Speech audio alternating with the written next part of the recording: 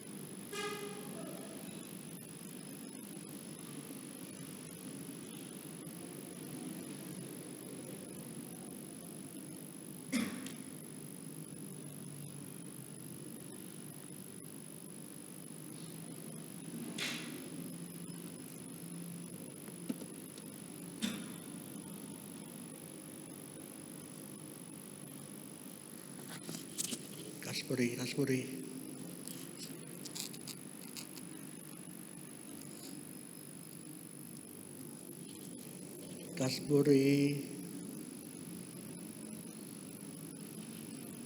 Mana? Di sini.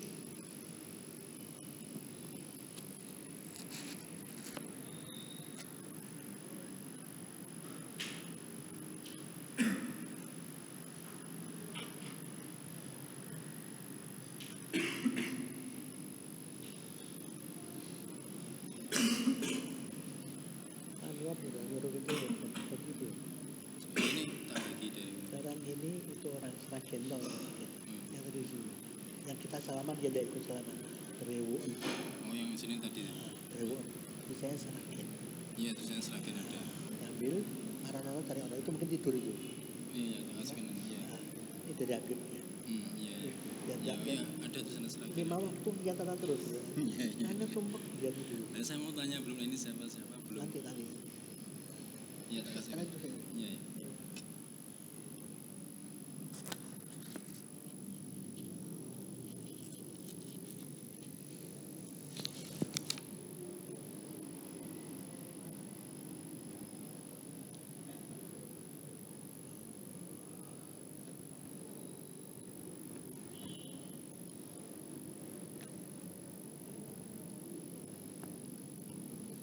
Amang harus berak-berak.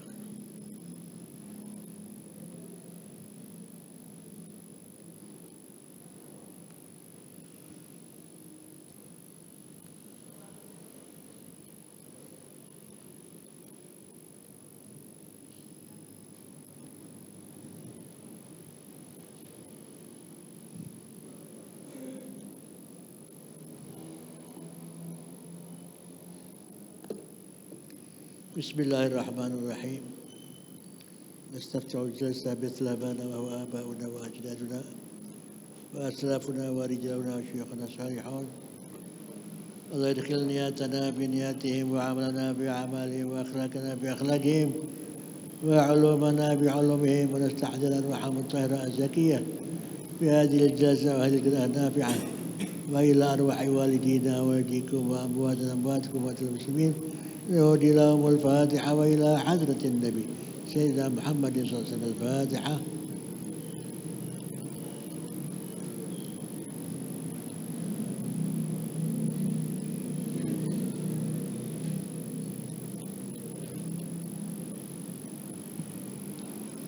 بسم الله الرحمن الرحيم. رضي الله عنكم. باب الذكر عند الصباح والمساء. قال الله تعالى: واذكر ربك في نفسك تضرعا وخيفة ودون الجهر من القول بالغدو والآصال ولا تكن من الغافلين. قال أهل اللغة: الآصال جمع أصيل وهو ما بين العصر والمغرب. وقال تعالى: وسبح بحمد ربك قبل طلوع الشمس وقبل غروبها. وقال تعالى: وسبح بحمد ربك بالعشي والبكار. قال أهل اللغة: العشي ما بين زوال الشمس وغروبها. وقال تعالى في بيوت أذن الله أن ترفع ويذكر فيها اسمه ويسبحون له فيها بالغدو والآصال رجال لا تلهيهم تجارة ولا بيع عن ذكر الله الآية. وقال تعالى إنا سخرنا الجبال معه يسبحنا بالعشي والإشراق. وعن أبي هريرة رضي الله تعالى عنه قال رسول الله صلى الله عليه وسلم من قال حين يصبح وحين يمسي سبحان الله وبحمده 700 مرة لا يأتي أحد يوم القيامة بأفضل مما جاء به إلا أحد قال مثل ما قال أو زاد. رواه مسلم. وعنه قال جاء رجل إلى النبي صلى الله عليه وسلم فقال يا رسول الله ما لقيت من عقرب لدغتني البارحة قال أما لو قلت حين أمسيت أعوذ بكلمات الله التامة من شر ما خلق لا تضرك. رواه مسلم. وعنه عن النبي صلى الله عليه وسلم أنه كان يقول إذا أصبح اللهم بك أصبحنا وبك أمسينا وبك نحيا وبك نموت وإليك النشور. وإذا أمسى قال اللهم بك أمسينا وبك نحيا وبك نموت وإليك النشور. رواه أبو داود والترمذي وقال حديث حسن. وعنه أن أبا بكر الصديق رضي الله تعالى عنه قال يا رسول الله مرني بكلمات أقولهن إذا أصبحت وإذا أمسيت قال قل اللهم فاطر السماوات والأرض عالم الغيب والشهادة رب كل شيء ومليكه أشهد أن لا إله إلا أنت أعوذ بك من شر نفسي ومن شر الشيطان وشركه. قال قلها إذا أصبحت وإذا أمسيت وإذا أخذت مضجعك. رواه أبو داود الترمذي وقال حديث حسن صحيح. بسم الله الرحمن الرحيم. رضي الله عنكم. وعن ابن عباس رضي الله عنه قال كان النبي صلى الله عليه وسلم إذا أمسى قال أمسينا وأمسى الملك لله والحمد لله لا إله إلا الله وحده لا شريك له. قال الراوي أراه قال فيهن له الملك وله الحمد وهو على كل شيء قدير. ربي أسألك خير ما في هذه الليلة وخير ما بعدها وأعوذ بك من شر ما في هذه الليلة وشر ما بعدها. ربي أعوذ بك من الكسل وسوء الكبر. ربي أعوذ بك من عذاب في النار وعذاب في القبر. وإذا أصبح قال ذلك أيضا أصبحنا وأصبح الملك لله. رواه مسلم. وعن عبد الله بن خبيب بضم الخاء المعجمة رضي الله عنه قال لي رسول الله صلى الله عليه وسلم اقرأ قل هو الله أحد والمعوذتين حين تمسي وحين تصبح 3 مرات تكفيك من كل شيء. رواه أبو داود والترمذي وقال حديث حسن صحيح. وعن عثمان بن عفان رضي الله عنه قال رسول الله صلى الله عليه وسلم ما من عبد يقول في صباح كل يوم ومساء كل ليلة بسم الله الذي لا يضر مع اسمه شيء في الأرض ولا في السماء وهو السميع العليم 3 مرات إلا لم يضره شيئا. رواه أبو داود والترمذي وقال حديث حسن صحيح. بسم الله الرحمن الرحيم. رضي الله عنه باب ما يقوله عند النوم لا يقوله عند نومه. قال الله تعالى إن في خلق السماوات والأرض واختلاف الليل والنهار لآيات لأولي الألباب الذين يذكرون الله قياما وقعودا وعلى جنوبهم ويتفكرون في خلق السماوات والأرض الآيات. وعن حذيفة وأبي ذر رضي الله عنهما أن رسول الله صلى الله عليه وسلم كان إذا أوى إلى فراشه قال بسمك اللهم أحيا وأموت. رواه البخاري. وعن علي رضي الله عنه أن رسول الله صلى الله عليه وسلم قال له ولفاطمة رضي الله عنهما إذا أويتما إلى فراشكما أو إذا أخذتما مضاجعكما فكبر 33 وسبح 33 وحمد 33 وفي رواية تسبيح 34 وفي رواية التكبير 34 متفق عليه. وعن أبي هريرة رضي الله عنه قال رسول الله صلى الله عليه وسلم إذا أوى أحدكم إلى فراشه فلينفذ فراشه بداخلة إزاره فإنه لا يدري ما خلفه عليه ثم يقول bismika rabbi wada'tu jarbi wa bika arfa'uhu in amsakta nafsi farhamha wa in arsaltaha fahfadha bima tahfadhu bihi ibadakas salihin. Muttafaqun alaih. Bismillahirrahmanirrahim. Radhiyallahu ankum wa an Aisyah radhiyallahu anha anna Rasulullah sallallahu alaihi wasallam idza akhadha maj'ahu nafatha fi yadayhi wa qara bil ma'uwidati wa masa bima jasada. Muttafaqun alaih. Wa fi riwayatin lahumma anna Nabiy sallallahu alaihi wasallam kana idza awa ila firashi kulli lailatin jama'a kaffaihi thumma nafatha fihima fa qara fihima Qul huwallahu ahad wa qul a'udzu birabbil falaq wa qul a'udzu birabbin nas summa masaha bihima mastata'a min jasadihi yabda'u bihima 'ala ra'si wa wajhihi wa ma aqbala min jasadihi yaf'alu dhalika thalatha marrat. Muttafaqun alaih. Qala ahlul lugha an-nafthu nafhu latifun bila rikin.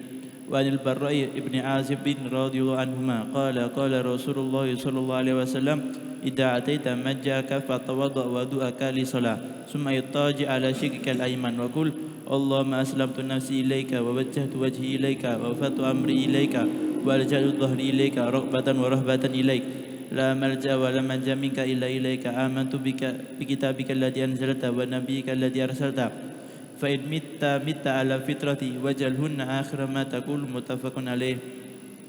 Wa an Anas radhiyallahu anhu anna Nabiy sallallahu alaihi wasallam kana idza awa ila firashi qala alhamdulillahilladzi at'amana wa saqana wa kafana wa awana fakam mimman la kafiya lahu wa la mu'wiya. Rawahu Muslim. Wa an Hudzaifah radhiyallahu anhu anna Rasulullah sallallahu alaihi wasallam kana idza arada an yarkuda wada'a yadahu al-yumna tahta khaddihi thumma yaqul Allahumma qini adabika yawma tab'atsu ibadak. Rawahu Tirmidzi wa qala hadits hasan.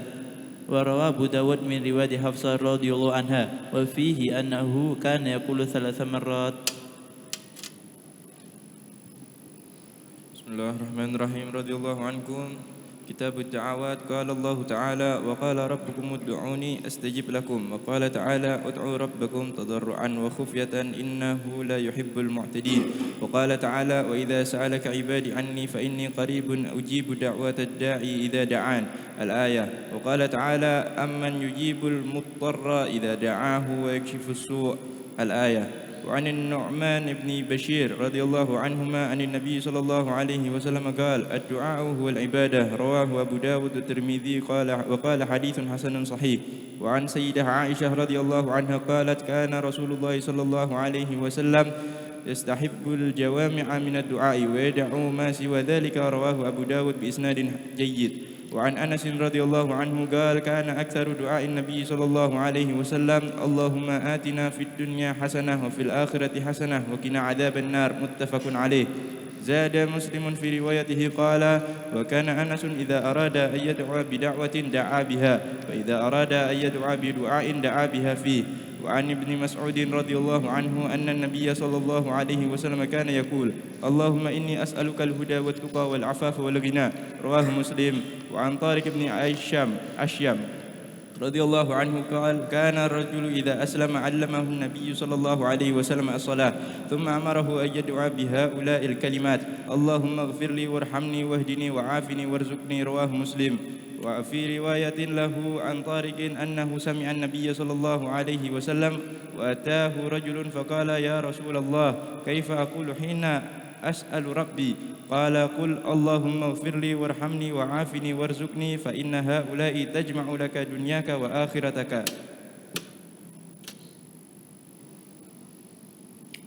بسم الله الرحمن الرحيم. رضي الله عنكم. وعن ابن عمرو بن العاص رضي الله عنهما قال رسول الله صلى الله عليه وسلم اللهم مصرف القلوب صرف قلوبنا على طاعتك. رواه مسلم. وعن أبي هريرة رضي الله عنه عن النبي صلى الله عليه وسلم قال تعوذوا بالله من جهد البلاء ودرك الشقاق وسوء القضاء وشمات الأعداء. متفق عليه. وفي رواية قال سفيان أشك أني زدت واحدة منها. وعنه قال كان رسول الله صلى الله عليه وسلم يقول اللهم أصلح لي ديني الذي هو عصمة أمري وأصلح لي دنياي التي فيها معاشي وأصلح لي آخرتي التي فيها معادي واجعل الحياة زيادة لي في كل خير واجعل الموت راحة لي من كل شر. رواه مسلم. وعن علي رضي الله عنه قال قال لي رسول الله صلى الله عليه وسلم قل اللهم اهدني وسددني. وفي رواية اللهم إني أسألك الهدى والسداد. رواه مسلم. وعن أنس رضي الله عنه قال كان رسول الله صلى الله عليه وسلم يقول اللهم إني أعوذ بك من العجز والكسل والجبن والهرم والبخل وأعوذ بك من عذاب القبر وأعوذ بك من فتنة المحيا والممات. وفي رواية وضلع الدين وغلبة الرجال. رواه مسلم. وعن أبي بكر الصديق رضي الله عنه أنه قال لرسول الله صلى الله عليه وسلم علمني دعاء أدعو به في صلاتي. قال قل اللهم إني ظلمت نفسي ظلما كثيرا ولا يغفر الذنوب إلا أنت اللهم اغفر لي مغفرة من عندك وارحمني إنك أنت الغفور الرحيم. متفق عليه. وفي رواية وفي بيتي روي ظلما كثيرا وروي كبيرا بالثاء الممثلة وبالباء موحدة وينبغي أن يجمع بينهما فيقول كثيرا وكبيرا.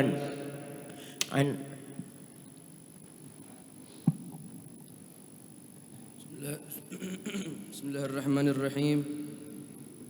وعن أبي موسى رضي الله عنه عن النبي صلى الله عليه وسلم أنه كان يدعو بهذا الدعاء اللهم اغفر لي خطيئتي وجهلي وإسرافي في أمري وما أنت أعلم به مني اللهم اغفر لي جدي وهزلي وخطئي وعمدي وكل ذلك عندي اللهم اغفر لي ما قدمت وما أخرت وما أسررت وما أعلنت وما أنت أعلم به مني أنت المقدم وأنت المؤخر وأنت على كل شيء قدير. متفق عليه. وعن عائشة رضي الله عنها أن النبي صلى الله عليه وسلم كان يقول في دعائه اللهم إني أعوذ بك من شر ما عملت ومن شر ما لم أعمل. رواه مسلم.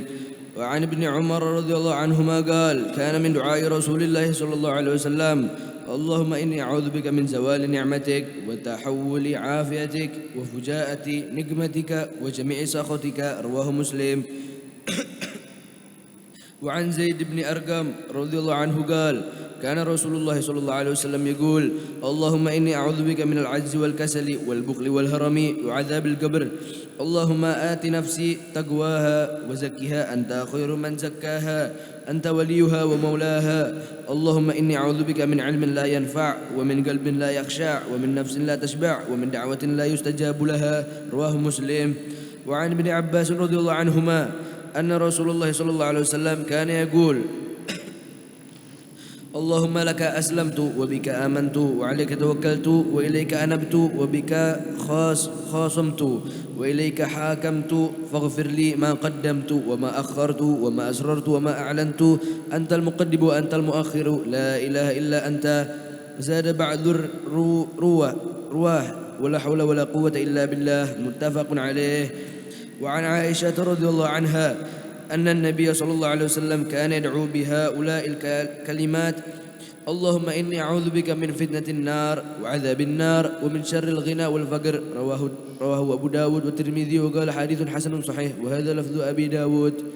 وعن زياد بن علاقة عن عمه وهو قدبة بن مالك رضي الله عنه قال كان النبي صلى الله عليه وسلم يقول اللهم إني أعوذ بك من منكرات الأخلاق والأعمال والأهواء. رواه الترمذي وقال حديث حسن.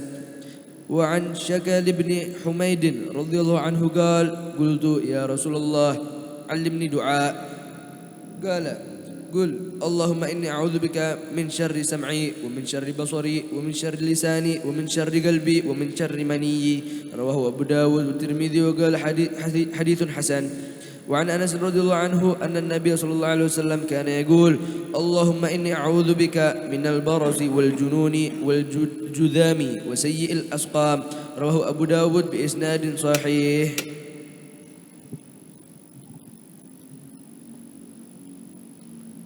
بسم الله الرحمن الرحيم. رضي الله عنكم.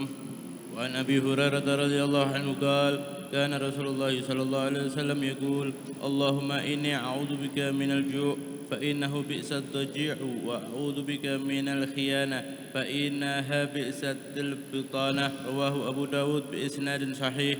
وعن علي بن رضي الله عنه أن مكاتبا جاءه فقال: إني عجزت عن كتابتي فأعني. قال: ألا أعلمك كلمة علمنيهن رسول الله صلى الله عليه وسلم: لو كان عليك مثل جبل دينا أداه الله عنك، قل اللهم اكفني بحلالك عن حرامك وأغنني بفضلك عمن سواك. رواه الترمذي وقال حديث حسن. وعن عمران بن الحسين رضي الله عنهما أن النبي صلى الله عليه وسلم علم أباه حسينا كلمتين يدعو بهما: اللهم ألهمني رشدي وأعذني من شر نفسي. رواه الترمذي وقال حديث حسن. وعن أبي الفضل العباس بن عبد المطلب رضي الله عنه قال: قلت يا رسول الله علمني شيئا أسأله الله تعالى. قال: سأل الله العافية. فمكثت أياما ثم جئت فقلت: يا رسول الله علمني شيئا أسأله الله تعالى. فقال لي: يا عباس يا عم رسول الله رسول الله سأل الله العافية في الدنيا والآخرة. رواه الترمذي وقال حديث صحيح.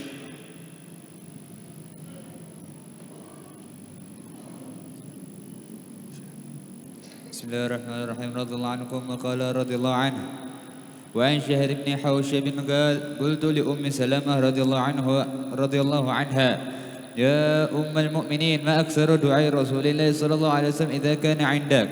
قالت: إن كان أكثر دعائه: يا مقلب القلوب ثبت قلبي على دينك. رواه الترمذي وقال حديث حسن. وعن أبي درداء رضي الله عنه قال: قال رسول الله صلى الله عليه وسلم: كان من دعاء داود صلى الله عليه وسلم: اللهم إني أسألك حبك وحب من يحبك والعمل الذي يبلغنا حبك. اللهم اجعل حبك أحب إلي من نفسي وأهلي ومن الماء البارد. رواه الترمذي وقال حديث حسن. وعن أنس رضي الله عنه قال: قال رسول الله صلى الله عليه وسلم: ألظوا بيد الجلال والإكرام. رواه الترمذي ورواه النسائي من رواية الربيع بن عامر الصحابي. قال الحاكم حديث صحيح الإسناد. وعن أبي أمامة رضي الله عنه قال: دعا رسول الله صلى الله عليه وسلم بدعاء كثير لم نحفظ منه شيئا. قلنا: يا رسول الله دعوت بدعاء كثير لم نحفظ منه شيئا. فقال: ألا أدلكم على ما يجمع ذلك كله؟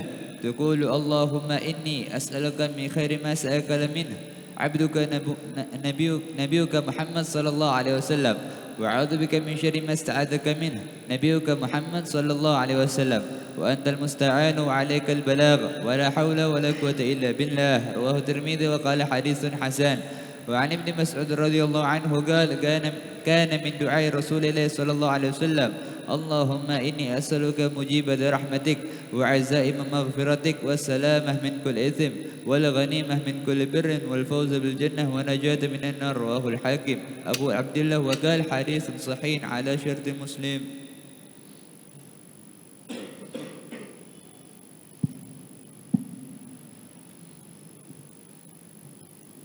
بسم الله الرحمن الرحيم. رضي الله عنكم. باب فضل الدعاء بظهر الغيب. قال الله تعالى: والذين جاءوا من بعدهم يقولون ربنا اغفر لنا ولإخواننا الذين سبقونا بالإيمان. وقال تعالى: واستغفر لذنبك وللمؤمنين والمؤمنات. وقال تعالى إخبارا عن إبراهيم صلى الله عليه وسلم: ربنا اغفر لي ولوالدي وللمؤمنين يوم يقوم الحساب. وعن أبي الدرداء رضي الله عنه أنه سمع رسول الله صلى الله عليه وسلم يقول: ما من عبد مسلم يدعو لأخيه بظهر الغيب إلا قال الملك ولك بمثله. رواه المسلم. وعنه أن رسول الله صلى الله عليه وسلم كان يقول: دعوة المرء المسلم لأخيه بظهر الغيب مستجابة عند رأسه ملك موكل كلما دعا لأخيه بخير قال الملك الموكل به آمين ولك بمثل رواه المسلم. الله أعلم.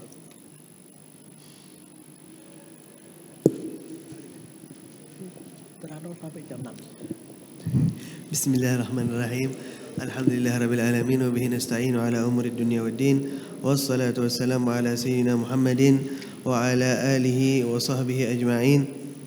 Amma ba'du, melanjutkan daripada apa yang kita baca dari kitab Riyadhus Shalihin, yang mana kita sampai di kitab Al-Adhkar, kitab yang menjelaskan tentang zikir yang dibaca oleh Rasulullah SAW beserta sebagian daripada keutamaan zikir-zikir yang dibaca oleh Rasulullah SAW. Mungkin sudah pernah kita dengar bahwa ada salah seorang sahabat bertanya kepada Rasulullah SAW tentang amalan apa yang dicintai oleh Allah Subhanahu wa taala. Maka apa kata Rasulullah SAW? Aktsaruhum lillahi dzikran. Yang paling banyak di dalamnya terdapat zikir mengingat Allah Subhanahu wa taala. Bahkan ketika beliau ditanya masalah jihad, ya, jihad apa yang paling agung ya Rasulullah? Maka jawaban dari Rasulullah adalah aktsaruhum lillahi dzikran. Bahwa jihad yang paling baik adalah jihad yang paling banyak zikir mengingat Allah Subhanahu wa taala di dalamnya. Maka yang namanya zikir ini adalah perkara yang sangat mulia dan sangat agung. Ya. Ya ayyuhalladzina amanu dzkurullaha dzikran katsira. Allah merintahkan kepada hambanya untuk mengingat Allah Subhanahu wa taala dengan zikir yang sangat banyak. Dan daripada faedah dan keutamaan zikir yang paling agung adalah ayat Allah Subhanahu wa taala yang menjelaskan fadhkuruni adzkurkum. Apabila kalian mengingatku dan ingatlah aku, maka aku akan mengingat kalian. Sungguh sangat luar biasa sekali apabila kita diingat oleh Allah Subhanahu wa taala. Dan juga dijelaskan juga di dalam beberapa ayat bahwa Allah itu tidak mengazab suatu kaum kecuali apa? Kecuali jika mereka dalam keadaan ghafil, dalam keadaan lalai, dalam keadaan lupa. Maksudnya apa? Dalam keadaan mereka tidak mengingat Allah Subhanahu wa taala. Makanya di hari-hari kita mulai dari bangun tidur, seperti yang sudah kita baca dari kemarin dan yang akan kita baca hari ini. Mulai dari bangun tidur, zikir, ada zikirnya. Pagi hari ada zikirnya. Setelah sholat sunnah fajar ada zikirnya. Setelah sholat ada zikirnya. Ya, lalu setelah itu kita sholat duha, sholat sendiri juga merupakan zikir. Ya, lalu di sepanjang hari ada zikirnya. Masuk pasar ada zikirnya, masuk masjid ada zikirnya, keluar masjid ada zikirnya, mau makan ada zikirnya, selesai makan ada zikirnya. Sampai di malam hari ketika kita mau tidur seperti yang akan kita baca, banyak sekali zikir yang disunahkan untuk dibaca sebelum tidur. Hal ini untuk apa? Hal ini untuk menjaga hati kita dari mengingat selain Allah Subhanahu wa taala, sehingga seluruh amalan yang kita lakukan semua kita hubungkan dengan mengingat Allah Subhanahu wa taala. Baik. Lalu di sini dijelaskan daripada sebagian zikir-zikir yang diajarkan langsung oleh Rasulullah sallallahu alaihi wasallam atau diamalkan langsung oleh Rasulullah sallallahu alaihi wasallam. Disebutkan di sini, diriwayatkan oleh Abu Hurairah radhiyallahu anhu bahwa Rasulullah sallallahu alaihi wasallam bersabda, barang siapa yang mengatakan di pagi hari dan di sore hari atau malam hari subhanallah wa bihamdih mi'ata marrah, membaca subhanallah wa bihamdih berapa kali? 100 kali. Maka apa ganjarannya? Lam ya'ti ahadun yaumal qiyamah bi afdhala mimma jaa'a bih. Nanti di hari kiamat, ya, pahalanya dia satu hari itu sudah yang paling afdal ini sudah. Tidak ada orang yang menyamai daripada pahala dan ganjaran dari perbuatan yang dia lakukan. Kecuali apa? Illa wahidun qala mithla qal. Kecuali kalau ada orang yang mengamalkan juga daripada zikir ini, maka ini amalannya sama dengan orang tersebut. Auzada, atau yang lebih dari 100, maka tentu ini lebih afdal. Tetapi di hari kiamat kalau orang tidak mengamalkan ini, sudah jelas di bawahnya dia ini dari amalan zikirnya sehari-hari. Lalu disebutkan juga di sini ada daripada zikir yang menjaga kita. Disebutkan apa? Bahwa datang seseorang sahabat menuju Rasulullah mengeluh bahwa dia terkena bisa dari kalajengking, sehingga dia dalam keadaan sakit datang ke Rasulullah. Maka apa kata Rasulullah? Ya, beliau mengingatkan kalau orang yang hatinya selalu bersambung mengingat Allah Subhanahu wa taala akan dijaga dari hal-hal semacam ini. Rasulullah mengatakan, "Ama law qulta hina amsayta a'udzu bikalimatillahi tammati min syarri ma khalaq lam tadurrak." Andai saja engkau membaca setiap sore atau malam hari, a'udzu bikalimatillahi tammati min syarri ma khalaq, ya Allah aku berlindung dengan segala nama dan segala kalam-Mu ya Allah dari segala keburukan makhluk yang Engkau ciptakan. Ya, kalau kita membaca a'udzu bikalimatillahi tammati min syarri ma khalaq setiap sore atau malam hari, apa kata Rasulullah? Maka bisa atau gigitan dari kalajengking tersebut tidak akan membahayakanmu, tidak akan membuatmu sakit seperti ini. Ya, termasuk keutamaan daripada zikir. Tidak cuma di akhirat saja dirasakan, tetapi juga daripada faedah daripada zikir tersebut dapat dirasakan di dunia seperti yang dijelaskan tadi oleh Rasulullah SAW. Lalu di sini juga dijelaskan zikir yang dapat menjaga kita juga. Disebutkan oleh Rasulullah, "Ma min 'abdin", tidak ada seorang hamba, yaqulu fi sabahi kulli yaumin wa masa'i kulli lailah. Tidak ada seorang hamba yang membaca di pagi dan malam hari, Bismillahilladzi la yadhurru ma'asmihi syai'un fil ardi wa la fis sama'i wa huwas sami'ul alim, thalatha marrat illa lam yadhurruhu syai'. Ya, yang membaca Bismillahilladzi la yadhurru ma'asmihi syai'un fil ardi wa la fis sama'i wa huwas sami'ul alim 3 kali di pagi dan malam hari, maka tidak ada sesuatu atas izin Allah yang dapat membahayakan atau mencelakakan orang tersebut. Ya, alhamdulillah sebagian besar dari zikir ini sudah ada seperti dikumpulkan oleh para ulama sebelum kita, seperti di Ratib Al-Haddad misal. Ya, rata-rata daripada zikir ini semuanya sudah dikumpulkan oleh Al-Imam Al-Haddad. Ya, maka ini termasuk zikir yang sangat luar biasa. Bahkan ada salah seorang sahabat yang ditantang ketika itu oleh musuh Allah, oleh orang kafir. Kalau saja benar Islam itu, coba kamu minum racun ini. Ya, racun ini kamu minum nih racun. Ya, maka ketika itu kalau tidak salah Sayyidina Khalid bin Al-Walid, ketika beliau mendengar, kalau tidak apa-apa, apakah kamu bakal masuk Islam? Sayyidina Khalid mengatakan, ya, tapi kamu minum ini racun ini untuk membuktikan ajaran. Maka beliau membaca apa? Bismillahilladzi la yadhurru ma'asmihi syai'un fil ardi wa la fis sama'i wa huwas samiul alim, diminum. Ya. Tapi jangan dicoba ini. Ya. Kita berlindung dari hal-hal yang tidak bisa kita hindari. Bukan kita berlindung terus dijadikan apa? Wah sudah bismillah, kita makan apa aja insya Allah tidak apa-apa ini. Ya, makan racun, makan apa? Tidak. Tetapi kita membaca hadis ini untuk melindungi diri kita dari hal-hal yang tidak kita sukai. Karena yang namanya perlindungan dari Allah itu bukan berarti kita harus minum racun dulu baru kita mendapatkan perlindungan.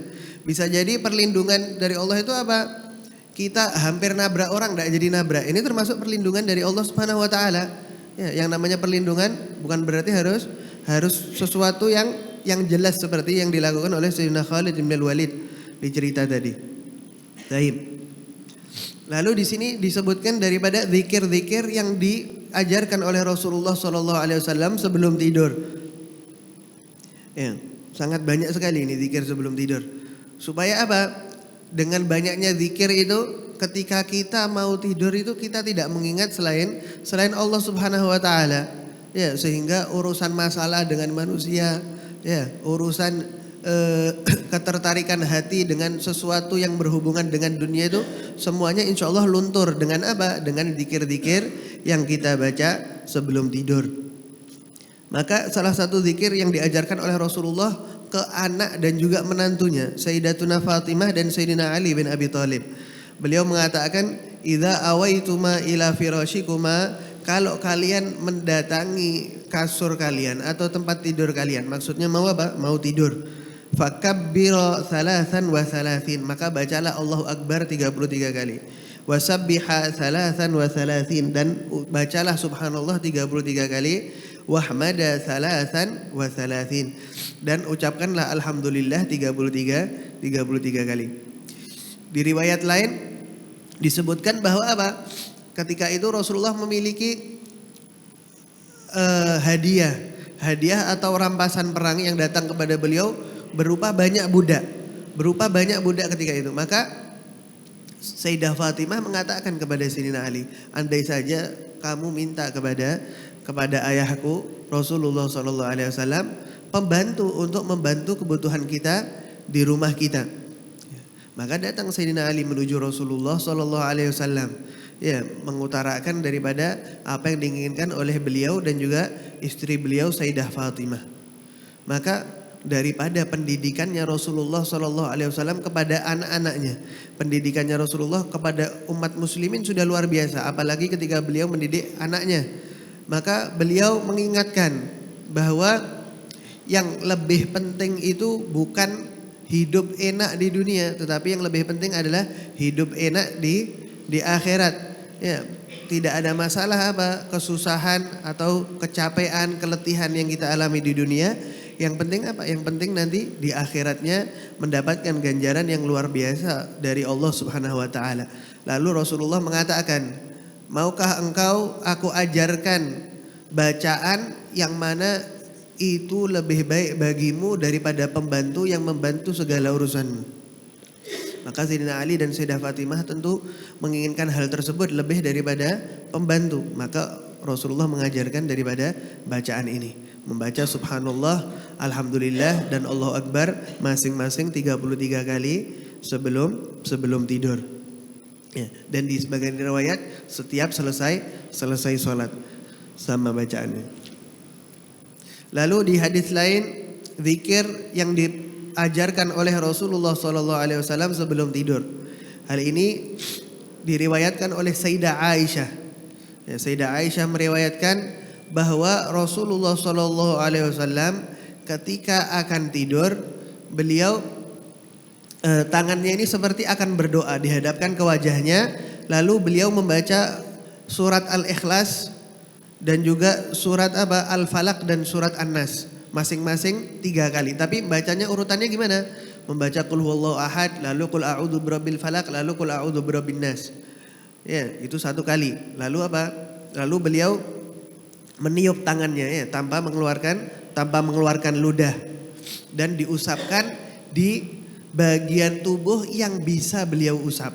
Ya, itu dilakukan berapa kali? Dilakukan 3 kali. Jadi tangannya diarahkan ke wajahnya, membaca qul huwallahu ahad, qul a'udzu birabbil falaq, qul a'udzu birabbin nas, lalu ditiup dan diusapkan ke seluruh tubuh, dilakukan sebanyak 3 kali. Dari Rasulullah SAW sangat memperhatikan daripada sunnah ini. Dikatakan yang diusap ini bagian tubuh yang bisa beliau usap. Maka seluruh bagian tubuh kita, ya. Maka kita lihat daripada perhatian Rasulullah kepada suatu sunnah, beliau memulai dari tangannya, lalu diusap seluruh bagian tubuh, bagian depan dan bagian belakang, semuanya diusap. Ya, kalau kita kadang kalau ngamalkan sunnah, sudah alhamdulillah sudah ngusap wajah cukup sudah. Tapi Rasulullah diusap seluruh bagian tubuh yang bisa beliau usap. Lalu di sini juga dijelaskan daripada urutan kalau kita mau tidur, ya. Mungkin kalau kita lihat di video-video di YouTube dan lain-lain banyak, ya. Kalau mau tidurnya enak gimana caranya? Tapi ini kalau mau tidurnya sesuai dengan Rasulullah, di sini diajarkan bahwa Rasulullah mengatakan kalau kalian mau tidur, maka apa yang kalian lakukan? Fatawaddu wudhu'a kalis shalah, berwudu seperti kalian berwudu untuk melakukan sholat. Maksudnya wudu disempurnakan juga dengan sunnah-sunnahnya. Lalu apa? Hadapkanlah bagian tubuh kalian menghadap ke arah kanan. Ya. Dan juga di hadis lain juga apa? Menghadap ke kiblat. Kalau bisa digabung antara menghadap kanan dan menghadap ke kiblat, maka ini sangat luar biasa. Tentu faedahnya lebih banyak lagi karena mengikuti sunnah secara komplit dan sempurna. Tetapi kalau tidak bisa, ulama mengatakan mana yang lebih utama? Yang lebih utama adalah menghadapkan tubuh kita ke arah kanan. Lebih utama daripada kita menjaga tubuh kita untuk menghadap ke arah kiblat. Lalu di hadis lain juga banyak sekali daripada doa-doa Rasulullah sallallahu alaihi wasallam yang mana beliau mengatakan apa? Allahumma aslamtu nafsi ilaik. Ya Allah, aku serahkan. Ya, ini sebelum tidur dibaca sebagai bukti kita pasrah terhadap apa yang Allah berikan kepada kita. Allahumma aslamtu nafsi ilaik. Ya Allah, aku serahkan diriku kepadamu. Wa fawwadtu amri ilaik. Ya, dan aku serahkan urusanku semuanya kepadamu. Wa alja'tu dhahri ilaik. Dan aku sandarkan pundakku kepadamu. Rahbatan wa raghbatan ilaik. Dalam keadaan aku berharap atas pemberianmu dan aku takut atas kemurkaan yang engkau berikan atau yang ada pada dirimu kepadaku. Nah, ini adalah sifat daripada hamba yang sempurna dalam keadaan mengharapkan daripada pemberiannya Allah Subhanahu wa taala dan dalam keadaan takut atas murkanya Allah Subhanahu wa taala. Lalu di sini Rasulullah menjelaskan la malja'a di dalam doanya. La malja'a wa la manja minka illa ilaik. Sesungguhnya tidak ada tempat bersandar dan tidak ada tempat yang aman darimu kecuali dengan menuju kepadamu. Ini adalah spesialnya Allah Subhanahu wa taala. Kita kalau lari misal punya utang sama orang, takut ketemu orangnya. Apa yang kita lakukan? Lari dari orang tersebut, menghindar daripada orang tersebut. Atau kita takut sama seseorang yang mungkin kasar atau berbuat jahat. Apa yang kita lakukan? Kita lari daripada orang tersebut. Tetapi dari rahmat dan kasih sayangnya Allah Subhanahu wa taala, ketika kita takut dengan nerakanya, ketika kita takut dengan azabnya Allah Subhanahu wa taala, bagaimana caranya supaya kita selamat? Caranya kita menuju Allah Subhanahu wa taala. Lalu selanjutnya dijelaskan daripada kitab da'awat. Ya, dari doa-doanya Rasulullah. Yang mana doa Rasulullah mengatakan ad-du'a'u huwal ibadah. Sesungguhnya doa itu termasuk daripada ibadah. Dan juga bahkan artinya adalah doa itu adalah inti daripada ibadah. Karena ini yang menunjukkan kefakiran kita di mata Allah Subhanahu wa taala. Ini yang menunjukkan bahwa kita makhluk tidak memiliki apa-apa, sedangkan apa yang kita punyai semuanya adalah pemberian dari Allah Subhanahu wa taala. Maka disebutkan di sini bahwa Rasulullah itu kalau berdoa, doanya komplit tapi singkat. Ya, doanya komplit tapi singkat. Dijelaskan juga bahwa doa yang paling banyak dipanjatkan oleh Rasulullah adalah Allahumma atina fid dunya hasanah wa fil akhirati hasanah wa qina adzabannar. Ya Allah, berikanlah aku di dunia ini kebaikan. Ya, kebaikan apa? Pokoknya segala kebaikan. Wa fil akhirati hasanah, dan di akhirat juga berikanlah kepadaku kebaikan. Ya, ini isimnya nakirah, berarti kebaikan apa? Segala kebaikan di dunia dan akhirat. Wa qina adzabannar, dan lindungilah aku dari siksa api neraka. Lalu juga di sini masih banyak lagi doa dari Rasulullah sallallahu alaihi wasallam. Ditanyakan kepada Ummu Salamah, Ummul Mukminin. Beliau ditanyakan, "Ya Ummul Mukminin, wahai Ummul Mukminin, ma aktsaru du'ai Rasulillah sallallahu alaihi wasallam idza kana 'indak?" Kalau Rasulullah itu ada bersama dengan dirimu, doanya apa yang paling banyak? Kita lihat bahwa Rasulullah orang yang dilindungi dari segala jenis kelalaian, segala jenis dosa. Orang yang paling mulia, ya, makhluk paling mulianya Allah Subhanahu wa taala. Doanya apa yang paling banyak? Ya muqallibal qulub. Ya, wahai yang membolak-balikkan hati, tsabbit qalbi ala dinik. Tetapkanlah hatiku berada di dalam agama Islam. Dengan imannya beliau yang paling kuat ya. Rasulullah SAW di segala aspek kebaikan beliau adalah yang paling baik dari segala manusia, jin dan juga malaikat. Tetapi doa beliau adalah apa? Wahai yang membolak-balikkan hati, tetapkanlah hatiku berada di dalam agama Islam. Lalu terakhir di sini ada doa dari Rasulullah SAW yang sangat luar biasa. Yang mana beliau mengatakan bahwa doa ini adalah doa dari Nabi Allah Daud alaihissalam. Doa dari Nabi Allah Daud alaihissalam. Rasulullah mengatakan, apa doanya Nabi Allah Daud? Allahumma inni as'aluka hubbak. Ya Allah, berikanlah kepadaku cinta kepadamu. Ya. Jadikanlah aku orang yang cinta kepadamu, kepada Allah Subhanahu wa taala. Wa hubba man yuhibbuk, dan jadikanlah aku cinta kepada orang-orang yang cinta kepadamu. Ya, supaya cintanya kita tidak salah. Ya, bukan cinta kepada orang kafir, ya, bukan cinta kepada penyanyi, kepada artis dan lain-lain, tetapi meminta kepada Allah apa? Allahumma inni as'aluka hubba man yuhibbuk. Ya, supaya aku cinta orang-orang yang mencintai dirimu. Wal amalal ladzi yuballighuni hubbak, dan jadikanlah aku cinta kepada amalan-amalan yang menjadikan aku engkau cintai. Allahumma ij'al hubbaka ahabba ilayya min nafsi wa ahli wa minal ma'il barid. Lalu diakhiri doa Nabi Allah Daud dengan beliau mengatakan, ya Allah, jadikanlah cintaku kepadamu ini lebih agung, lebih besar daripada cintaku kepada diriku sendiri, lebih besar daripada cintaku kepada keluargaku, dan juga lebih besar cintaku kepada Allah daripada cintaku kepada air yang dingin. Ya, kita kalau apalagi jam segini ini sama air dingin, cintanya luar biasa ini. Maka Nabi Allah Daud mengatakan apa? Ij'al hubbak ahabba ilayya minal ma'il barid. Jadikanlah cintaku kepadamu lebih besar daripada cintaku kepada air yang dingin. Wallahu a'lam bishawab. Barakallahu fiik. على باب الكرم والجود وقفنا نسأل المعبود يعاملنا بمحض حسان ببركة سيد الأكوان. على باب الكرم والجود وقفنا نسأل المعبود يعاملنا بمحض حسان ببركة سيد الأكوان. إمام الرسل طه الزين حبيب الله نور العين به يجلى الصدى والران ببركة سيد الأكوان. فيا ذا الجود يا واحد ويا مقصود يا شاهد تفضل منك بالرضوان ببركة سيد الأكوان.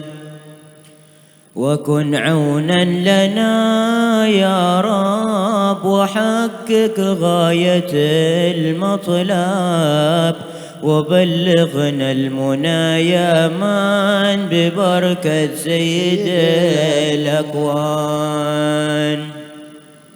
وثبتنا على نهجه نحل يا رب في برجه نرد مشروب طه الهان ببركة سيد الأكوان. ونبلغ غاية الآمال وما لا تبلغ الأقوال من الإحسان يا منان ببركة سيد الأكوان.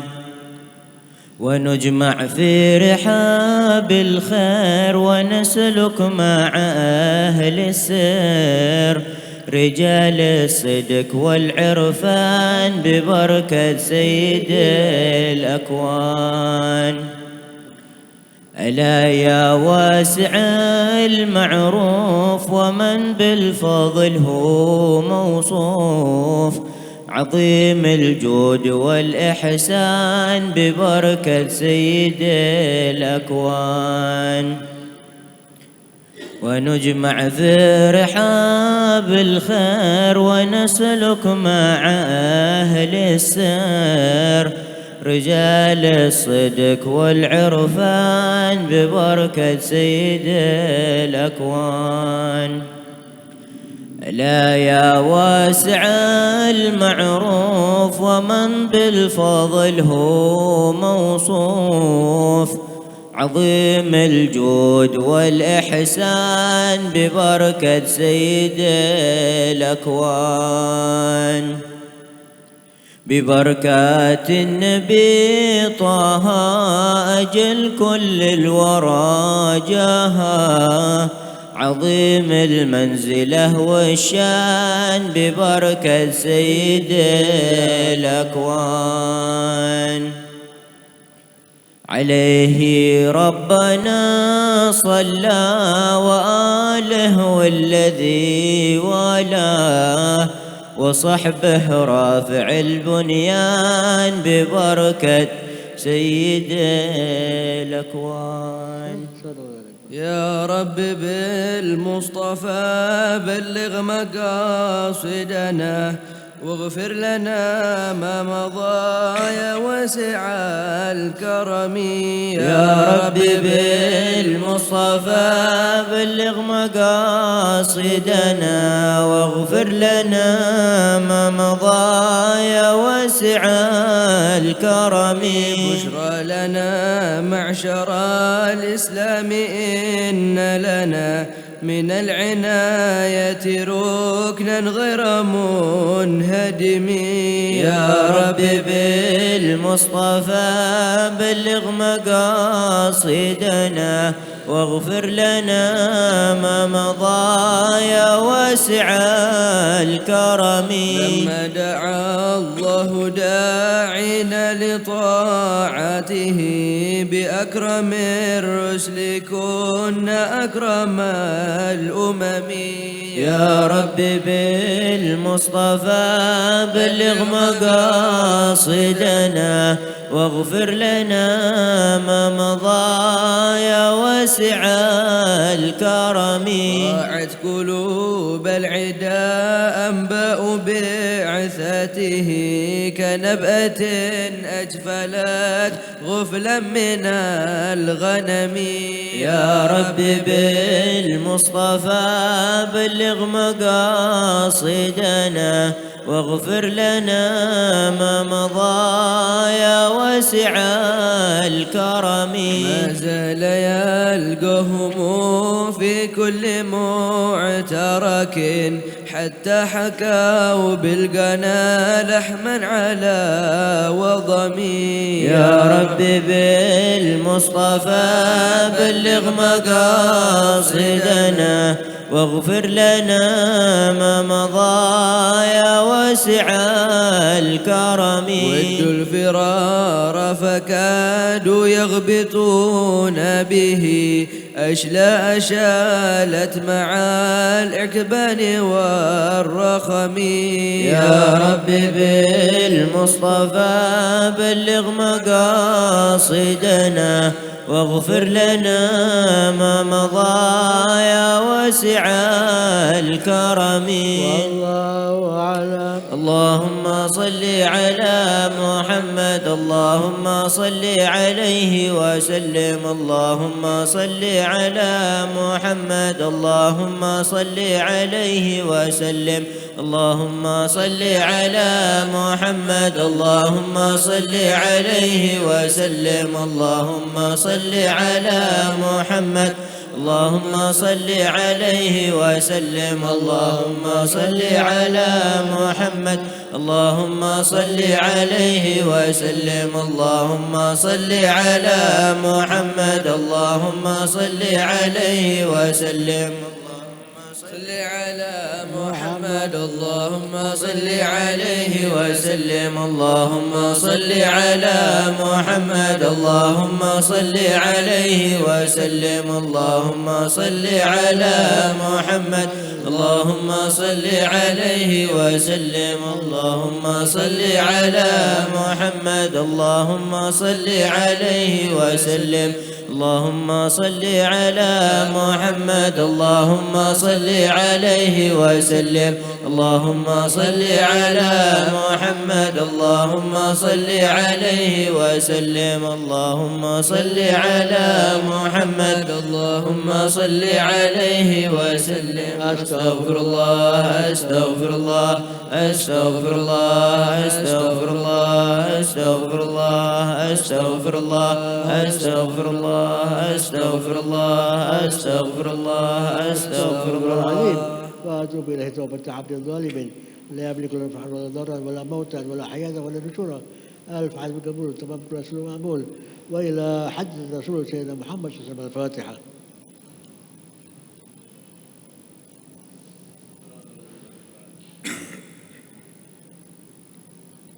يا ربنا اعترفنا بأننا اقترفنا وأننا أسرفنا على لظى أشرفنا، فتب علينا توبة تغسل كل حوبة، واستر لنا العورات وآمن الروعات، واغفر لوالدينا ربي ومولودينا والأهل والإخوان وسائر الخلان، وكل ذي محبة أو جيرة أو صحبة، والمسلمين أجمع آمين يا ربي. اسمع فضلا وجودا منا لا باكتساب منا، بالمصطفى الرسول نحظى بكل صول، صلى وسلم ربي عليه عد الحب، وآله وصحبه عداد طش الصحب، والحمد للإله في البدء والتناهي. الحمد لله رب العالمين.